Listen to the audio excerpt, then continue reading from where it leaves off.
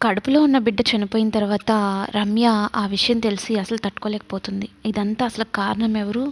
ఆ ఆరాధ్యనే కదా అన్నట్టు ఆరాధ్యని దహనం చేసిన ప్లేస్‌కి వెళ్ళి విషం తాగి చనిపోవాలనుకుంటుంది. అదే టైంలో బుజ్జి అక్కడి దాకా వచ్చి చూస్తాడు. "అమ్మ ఏం చేస్తున్నావు ఇక్కడ" అంటే, "నా బిడ్డ కోసమని నేను బ్రతకాలి" అని తన ఆలోచనని మార్చుకుంటుంది.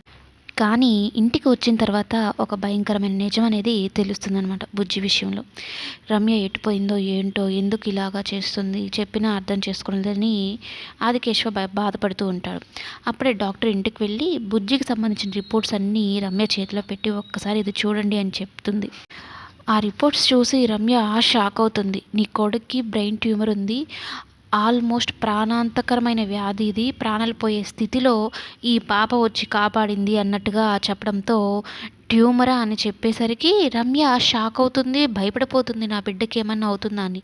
ఇప్పుడు ఏ ప్రాబ్లం లేదు, ఇది పెద్ద మిరాకిల్ అని చెప్పగానే రమ్య కూడా ఆ పాప విషయంలో మనసు మార్చుకుంటుంది. ఆదికేశవ విషయంలో కూడా మనసు మార్చుకుంటుంది. అంత ప్రాణాంతకమైన వ్యాధి ఆ పాప వల్లనే నయమైపోయింది అంటే అసలు నమ్మలేకపోతుందనమాట. ఇక నిజ నిజాలు తెలిసాయి కాబట్టి రమ్య మనసు మార్చుకుంది కాబట్టి పాపను దగ్గరకు తీసుకుంటుందేమో, ఆదికేశవుని దగ్గరకు రానిస్తుందేమో